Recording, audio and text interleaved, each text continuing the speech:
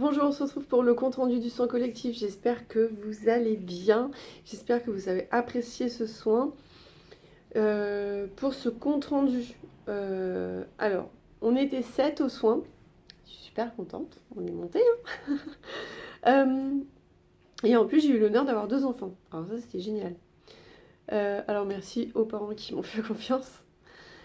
Pour le compte rendu, ça va se passer en 4 étapes. Donc je vais vous faire un descriptif des pierres qui ont été utilisées durant ce soin, un descriptif du soin avec pour support aussi, parce que j'ai pas tout compris, il fallait que je suive aussi, hein.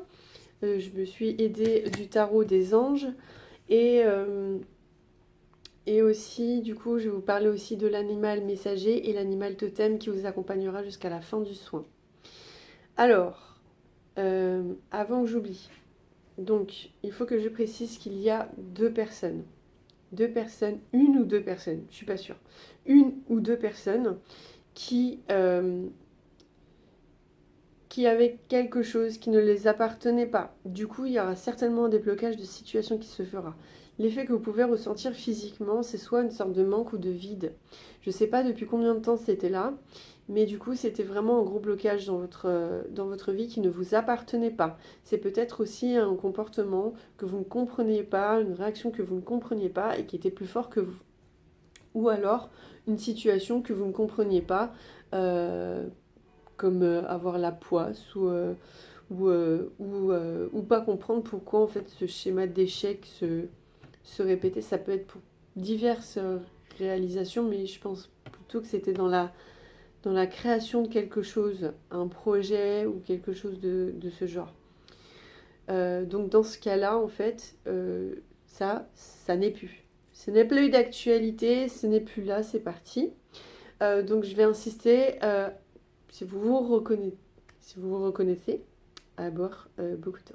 Voilà. Euh, et vous dire que c'est tout à fait normal de ressentir ça. C'est naturel. C'est le temps de vous reconstruire, tout simplement. Pour aussi pour dire qu'il y a aussi certaines personnes qui vont ressentir une montée de Kundalini.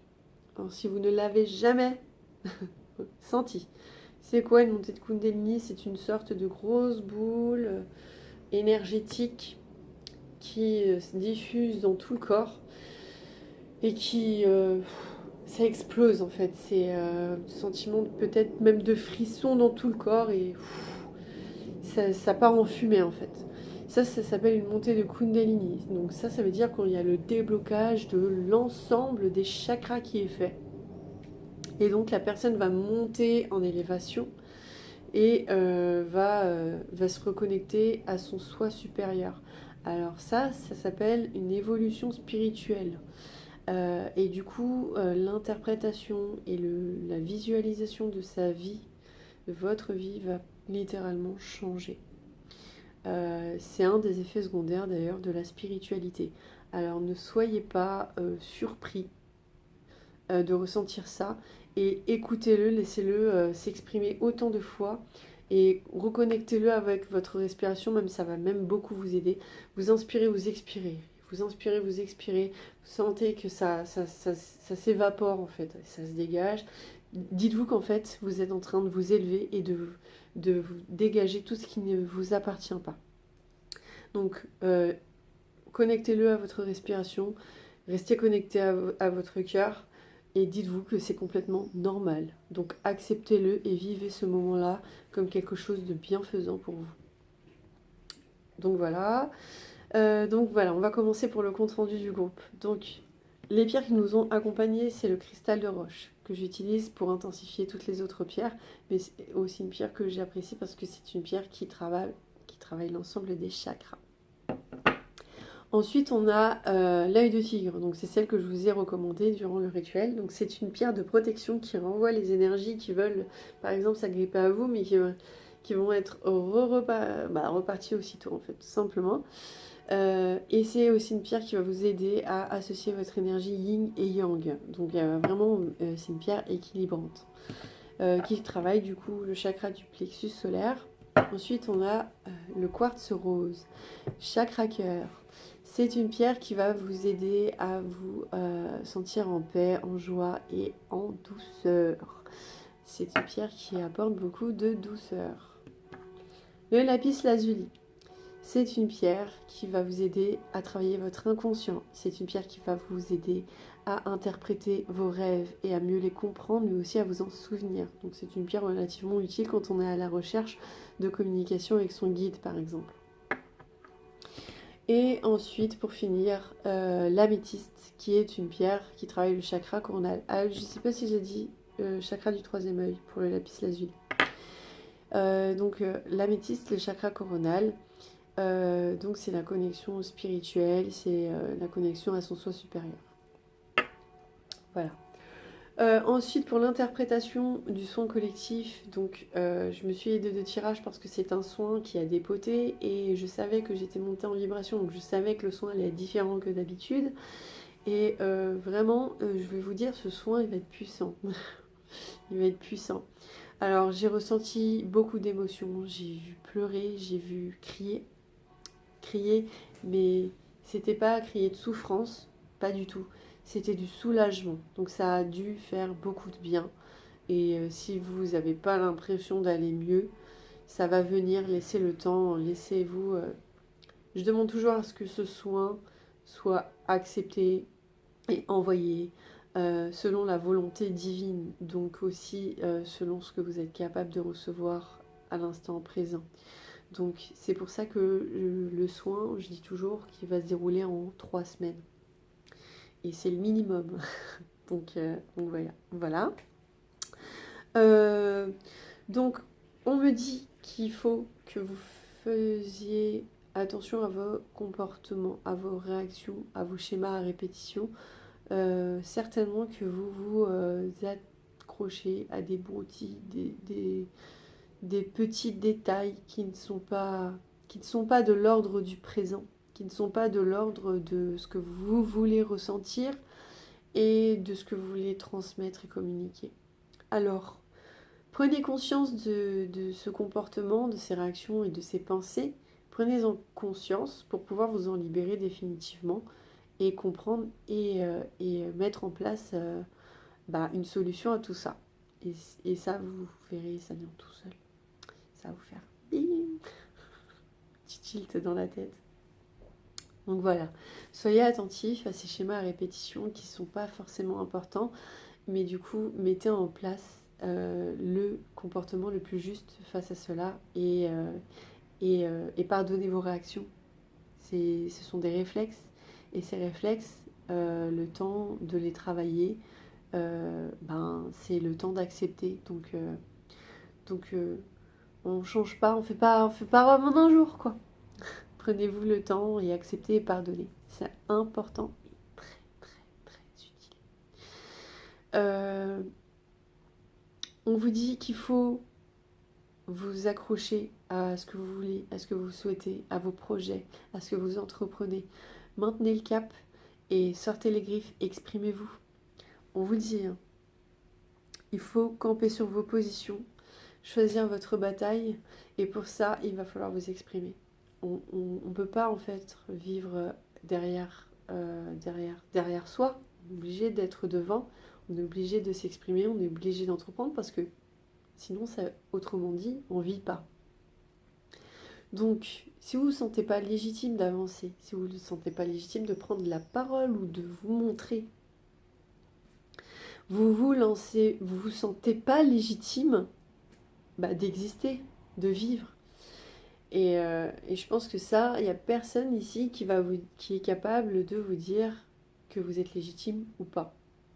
Alors, sentez-vous légitime et pardonnez-vous et acceptez d'être maladroite, acceptez de vous tromper parce que vous êtes là pour expérimenter et vous allez apprendre.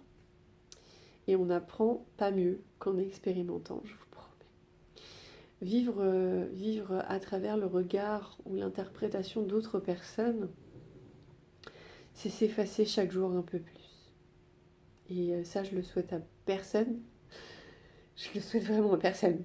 Voilà, on va arrêter là-dessus. Je le souhaite à personne.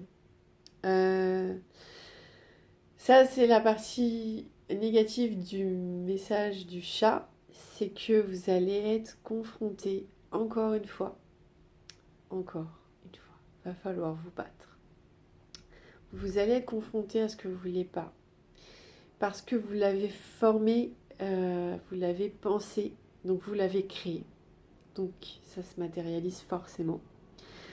Et là, c'est à vous de faire le point sur le comment et le pourquoi, sur le est-ce que ça m'appartient ou pas, et à vous couper le fil de cette liaison et vous dire ça ne m'appartient plus, je ne le vis plus parce que j'ai compris. J'ai compris et j'ai décidé d'avancer, j'ai décidé de me lancer et de me donner les moyens de. Et pour ça, va falloir montrer que vous avez compris. Donc c'est cette carte-là. Si vous êtes à l'aise avec le tarot, c'est le 9 d'air et le 7 de feu. Donc si vous avez un jeu qui vous reflète ces cartes, le 9 d'air, le 7 de feu, le 5 d'eau. Donc si vous avez un jeu de tarot, je vous invite à faire votre propre interprétation pour jouer avec votre propre intuition. Donc voilà. Donc l'animal messager qui a transmis du coup tout ça à l'aide du tarot, c'est le chat.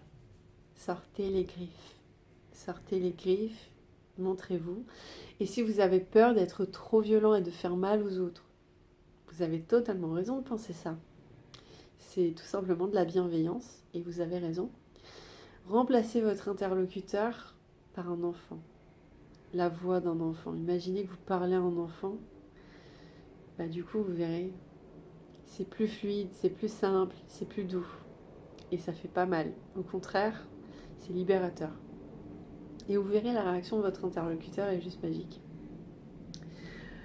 Donc voilà, et pour finir, l'animal qui vous accompagnera durant ces 3 semaines, c'est la licorne.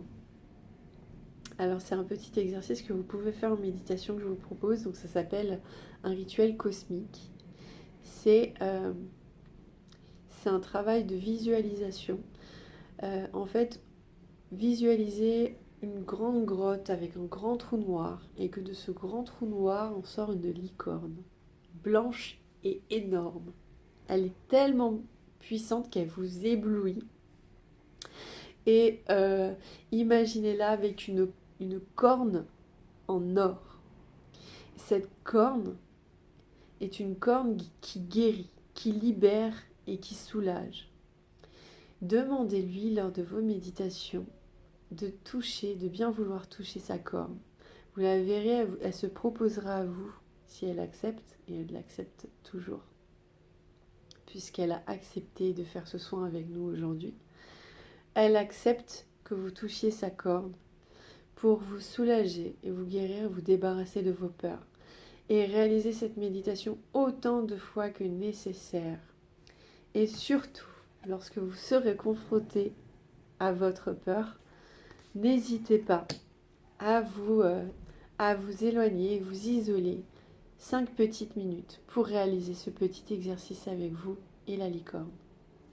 Et vous verrez que ça vous fera un soulagement juste énorme. Donc voilà, j'ai terminé pour ce compte rendu. J'espère sincèrement que ça vous a plu. J'espère sincèrement que vous avez apprécié la façon dont est proposé le soin collectif. Si vous avez des propositions pour que j'améliore, je suis toute oui, avec grand plaisir. Je ne suis pas fermée. Si vous avez besoin que j'approfondisse certaines situations, si vous avez besoin d'échanger, je suis là. Il n'y a pas de souci. Avec grand plaisir, encore une fois. Vous pouvez me trouver sur Instagram. Je suis très active sur Instagram, ou sinon sur le lien contact. Normalement, je vous ai mis un lien contact à la fin du protocole. Et puis voilà, je vous remercie encore beaucoup pour votre confiance. Je vous souhaite vraiment un bon processus de guérison. Acceptez et prenez conscience, observez, auto-observez-vous. Et vous comprendrez un peu mieux vos schémas. Et profitez de ce moment de douceur et de paix pour bien dormir. Je vous fais de gros bisous, je vous dis peut-être à bientôt.